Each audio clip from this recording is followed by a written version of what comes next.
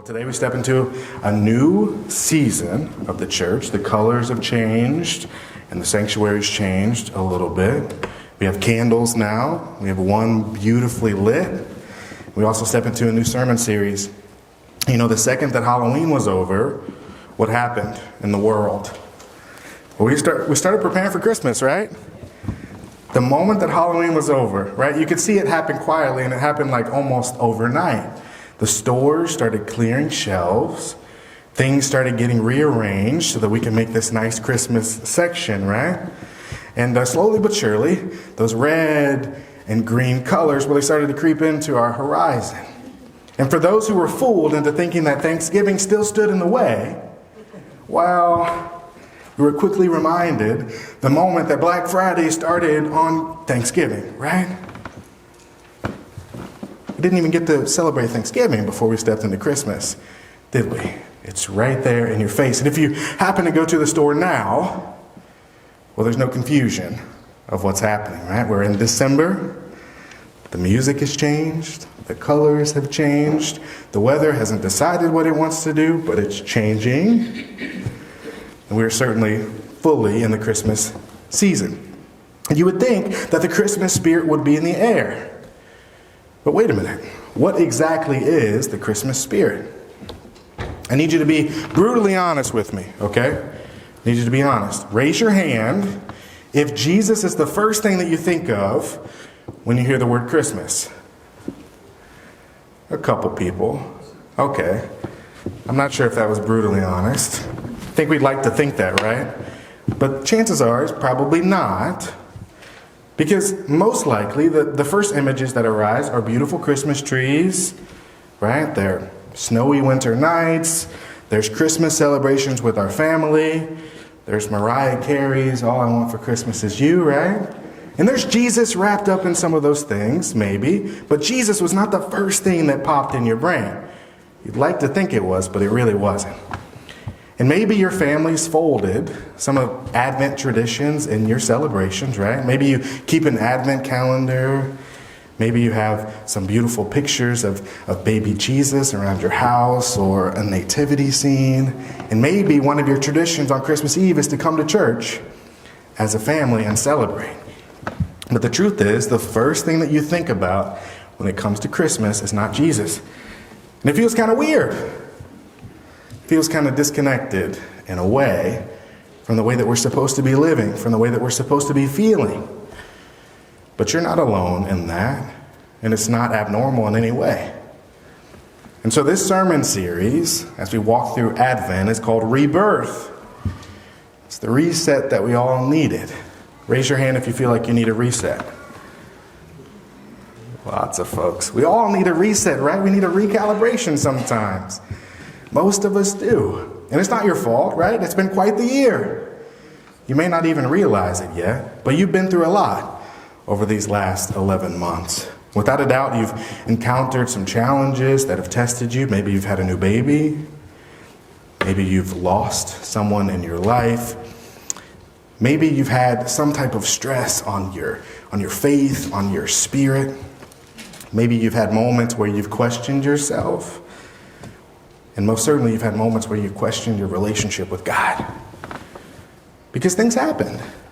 You lost people that you cared about. Relationships that were important to you changed this year. Stress has eaten away at some of your confidence and some of your trust that things will always work out. But friends, you've ran your race. And you pushed through those adversities. And sometimes you took a step backwards. But you always ended up taking 2 steps forward. And there's a lot to feel good about in that. There's a lot to be proud of. But friends, you've been so busy running that race, been so busy just pushing through, that you haven't had a moment to be encouraged by the effort that you've expended. Been so beaten down and exhausted just to make it here, that you haven't been able to stop and enjoy the view. But this season is about so much more than just making it to the finish line. About so much more than just making it to Christmas Eve. When I finally get to Christmas, I can take a breath. So much more than that. It's about soaking up the presence of God all around you, about resurrecting something hopeful that's inside of each and every one of us. It's about allowing the peace of God to cleanse our spirits. So I need you to take a breath.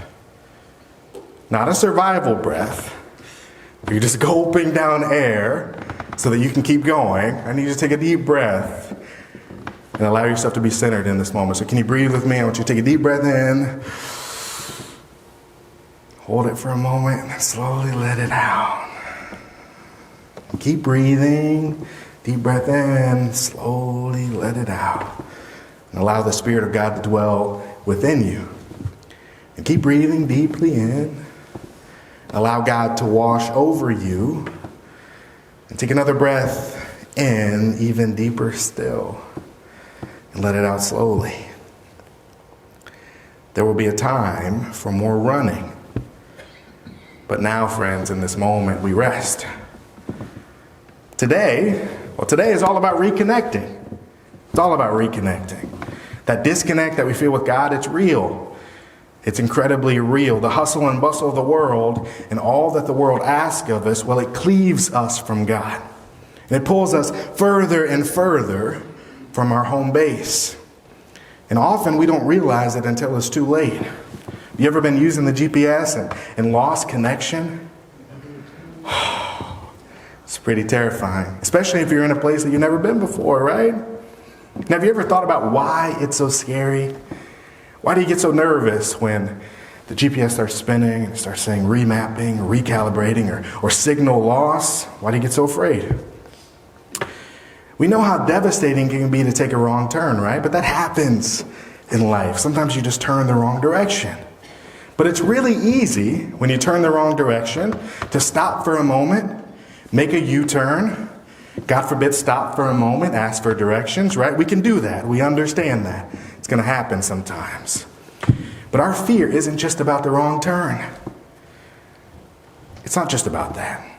Our fear is that we will take that wrong turn and somehow our GPS will still be spinning and it'll still say remapping and we'll drive for miles and miles in the wrong direction without even realizing it. And somehow we'll wake up and suddenly we'll be hours and hours from our destination. And that fear is real. It's the reality of our lives. Once we lose a strong connection with God, what do you think happens? Well, all bets are off. Our navigation system is left to our own devices and it just doesn't quite function the same way without God. But you see, that's the beauty of Advent and also the season of Lent. These are seasons for us to reflect, but also for us to recenter ourselves, for us to reconnect to the presence of God in our lives. These are seasons for us to prepare. Our gospel scripture today is from the Gospel of Luke, chapter 10, and it's one that we come to often, but I want you to think about it differently in this season. As Jesus and his disciples were on their way, he came to a village where a woman named Martha opened her home to him. And she had a sister named Mary who sat at the Lord's feet listening to what he said. But Martha was distracted by all the preparations that had to be made. She came to him and asked, "Lord, don't you care that my sister has left me to do all the work by myself? Tell her to help me." "Martha, Martha," the Lord answered, "you are worried and upset about many things, but few things are needed, or indeed only one. Mary has chosen what is better, and it will not be taken away from her." You know, I spent a large portion of my life praying to God, "Please, God, make me useful, that I would be an instrument, a resource for peace." And with that, I thought that I had to be in constant motion. I always had to be moving, right? That to be fluid and to be in sync with God's call on my life, that it meant I always had to be working on something. That I always had to be helping someone, or always had to be committing myself to something. But sometimes in our preparation, we miss the point. You see, in this story, Martha is doing everything right. You invite a guest over, let alone a guest of the caliber and magnitude of Jesus, well, you better prepare, right? You better have the best food. You better have your beautiful linens out. You better be prepared, right? She's doing everything right, everything she should be doing. And yet it's all the wrong thing to do. And just like Martha, sometimes we choose to do the right thing instead of doing the God thing. It's hard to differentiate the two. We choose to prepare our homes over preparing our hearts. We choose to prepare our affairs over preparing our spirits. Now you might be thinking to yourself, I would never pass up an opportunity to sit at the feet of God and listen. I wouldn't do it. I wouldn't pass up an opportunity to sit with Jesus and soak it all up. There's no way that I'd be scurrying around the kitchen while Jesus was sitting in my living room. But friends, we know that's not true. It's not true. You already are. How many opportunities to sit in the presence of God have you already missed? How many times have you plowed through life with your head down, just getting through it, only concerned with getting to your next destination, not with the God that's all around you? Oblivious. How many times have you already missed a chance to sit with God? Well, in this season, in this moment, we have a new chance. A chance to reconnect with God. A chance for a fresh and a clean slate. But in order for that to happen, Christmas has to be more than just about stockings. It's got to be more than carols and Santa. It's got to be about something deeper within ourselves. And it's true, if you're really brutally honest with yourself, that when you think of Christmas, you don't think of Jesus first. You think of cuddling up on the couch with your whole family and watching that favorite Christmas movie, right? You think of hot chocolate and cookies. You think of ice skating and mistletoe. And do you know why? Do you know why those things stick with you? Do you know why this season feels like that? All warm and toasty. It's because our hearts yearn for connection.